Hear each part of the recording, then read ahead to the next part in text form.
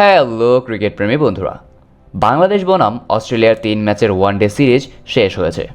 আর এই সিরিজটা বাংলাদেশের ক্রিকেট ইতিহাসের অনেক দিন মনে রাখার মতো, কারণ বিশ্বের অন্যতম শক্তিশালী দল অস্ট্রেলিয়াকে 2-1 ব্যবধানে সিরিজে হারিয়েছে টাইগার্সরা।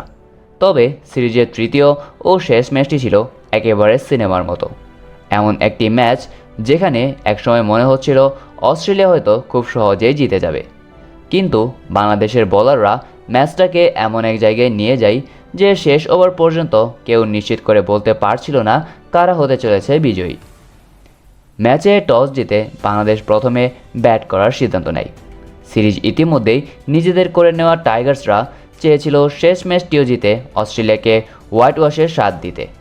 শুরু থেকেই বাংলাদেশের ব্যাটাররা আত্মবিশ্বাসী ছিলেন। লিটন দাস এবং তাহিদ হৃদয় ইনিংস গড়ার দায়িত্ব নেন। বিশেষ করে তাহিদ হৃদয় ছিলেন অসাধারণ। অস্ট্রেলিয়ার বোলারদের বিপক্ষে ধৈর্য এবং আক্রমণ দুটোরই দারুণ মিশ্রণ দেখা যায় তার ব্যাটিংয়ে। 88 বলে 83 রানের চমৎকার ইনিংস খেলেন তিনি। অন্যদিকে লিটন দাসও খেলেন 78 বলে 58 রানের মূল্যবান এক ইনিংস। এই দুই ব্যাটারের জুটি বাংলাদেশের ইনিংসের ভিত্তি তৈরি করে দেয়। এরপর যখন অস্ট্রেলিয়া ম্যাচে ফিরতে শুরু করেছিল, তখন আবার সামনে এসে দাঁড়ান সিরিজের সবচেয়ে ধারাবাহিক পারফর্মার মোসাদ্দেক হোসেন। মাত্র 51 বল খেলে 56 রানের কার্যকর ইনিংস খেলেন তিনি এবং বাংলাদেশের স্কোরকে আরও শক্তিশালী অবস্থানে নিয়ে যান। শেষ দিকে ছোট ছোট অবদান যোগ হয়ে বাংলাদেশ 50 ওভারে 5 উইকেট হারিয়ে 274 রান সংগ্রহ করতে পারে এবং এই স্কোরটি খুব বড় একটি স্কোর না হলেও চ্যালেঞ্জিং স্কোর ছিল বটে। এরপর 275 রানের লক্ষ্যে তাড়া করতে নেমে শুরুতে কিছুটা ধাক্কা খেলেও অস্ট্রেলিয়া দ্রুত ম্যাচের নিয়ন্ত্রণ নিজেদের হাতে নিয়ে নেয়। বিশেষ করে কুপার কনলি এমন এক ইনিংস খেলেন যা হয়তো অনেক দিন মনে রাখবে অস্ট্রেলিয়ান সমর্থকরা। তিনি শুরু থেকেই বাংলাদেশি বোলারদের উপর চাপ সৃষ্টি করে রেখেছিলেন। একের পর এক বাউন্ডারি, দুর্দান্ত টাইমিং এবং অসাধারণ শট নির্বাচনের মাধ্যমে তিনি ম্যাচটাকে অস্ট্রেলিয়ার দিকে নিয়ে যেতে থাকেন এবং শেষ পর্যন্ত 134 বলে 149 রানের অবিশ্বাস্য ইনিংস খেলেন কনলি। তার এই ইনিংসই মূলত অস্ট্রেলিয়াকে জয়ের খুব কাছে নিয়ে যায়। তার পাশাপাশি মার্নাস লাবুশেন 29 রান এবং অলিভার পিক 27 রান করে তাকে সঙ্গ দেন। সময় যত গড়াচ্ছিল অস্ট্রেলিয়ার জয় ততটাই নিশ্চিত মনে হচ্ছিল। বাংলাদেশের সমর্থকরাও হয়তো মেনে নিতে শুরু করেছিল যে আজকের ম্যাচটা আর জেতা সম্ভব নয়, কিন্তু ক্রিকেটকে যে অনিশ্চয়তার খেলা বলা হয় তার প্রমাণ মিলতে শুরু করে ম্যাচের শেষ ভাগে। একসময় অস্ট্রেলিয়ার জয়ের জন্য প্রয়োজন ছিল মাত্র 10 রান, হাতে ছিল 5 উইকেট আর বাকি ছিল 30 বল। অর্থাৎ টি-20 ক্রিকেটেও এর চেয়ে সহজ সমীকরণ খুব কম দেখা যায়। তখন পুরো ম্যাচটাই ছিল অস্ট্রেলিয়ার নিয়ন্ত্রণে। কিন্তু ঠিক সেখান থেকেই শুরু হয় বাংলাদেশের অবিশ্বাস্য লড়াই। শরীফুল ইসলাম, মেহেদী হাসান এবং মুস্তাফিজুর রহমান একের পর এক চাপ সৃষ্টি করতে থাকেন। রান আটকে দেওয়ার পাশাপাশি গুরুত্বপূর্ণ উইকেট তুলে নেন তারা। হঠাৎ করেই ম্যাচের চিত্র পাল্টে যেতে শুরু করে। অস্ট্রেলিয়ার ড্রেসিং রুমে যেখানে জয়ের প্রস্তুতি চলছিল, সেখানে ধীরে ধীরে চাপ বাড়তে শুরু করে।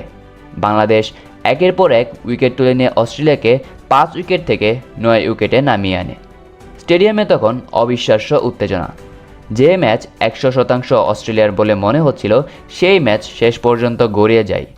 বাংলাদেশের বোলাররা এমনভাবে ম্যাচে ফিরে আসছে যে অস্ট্রেলিয়ান ব্যাটারদের প্রতিটি রানই তখন যুদ্ধ করে নিতে হচ্ছিল। শেষ ওভারে পুরো ম্যাচ দাঁড়িয়ে যায় স্নায়ুর লড়াইয়ে। বাংলাদেশের সমর্থকরা তখন স্বপ্ন দেখতে শুরু করেছে আরেকটি অবিশ্বাস্য প্রত্যাবর্তনের।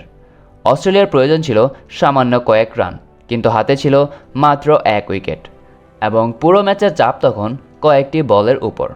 অবশেষে সব নাটকীয়তার পর অস্ট্রেলিয়া 49 ওভার 3 বলে 9 উইকেট হারিয়ে 277 রান করে লক্ষ্য ছুঁয়ে ফেলে। মাত্র 1 উইকেটের জয় পায় তারা। কুপার কনলির 149 রানের মহাকাব্যিক ইনিংস অস্ট্রেলিয়াকে ম্যাচ জিতিয়ে দেয় এবং তিনিই ম্যাচ সেরা নির্বাচিত হন। তবে ম্যাচ হারলেও বাংলাদেশের জন্য এটি ছিল গর্বের এক লড়াই, কারণ যেখান থেকে বেশিরভাগ দল ম্যাচ ছেড়ে দিত, সেখান থেকে টাইগার্সরা লড়াই করে ম্যাচটাকে শেষ ওভার পর্যন্ত নিয়ে গেছে। 30 বলে 10 রান দরকার, হাতে 5 উইকেট। এমন পরিস্থিতি থেকেও প্রতিপক্ষকে 9 উইকেট ফেলে দেওয়ার মোটেও সাধারণ ব্যাপার না।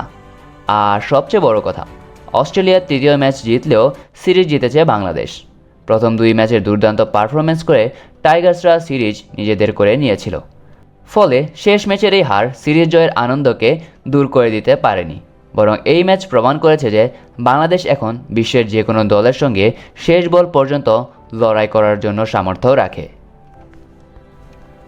তো বন্ধুরা, অস্ট্রেলিয়া ম্যাচ জিতেছে কিন্তু সিরিজ জিতেছে বাংলাদেশ। এবং আপনাদের মতে তৃতীয় ম্যাচের আসল নায়ক কে? কুপার কনলি নাকি শেষ মুহূর্তে ম্যাচে ফেরানো বাংলাদেশের বোলাররা? কমেন্ট বক্সে কমেন্ট করে জানাতে ভুলবেন না। দেখা হচ্ছে এর পরের ভিডিওতে। Until then, take care, bye by.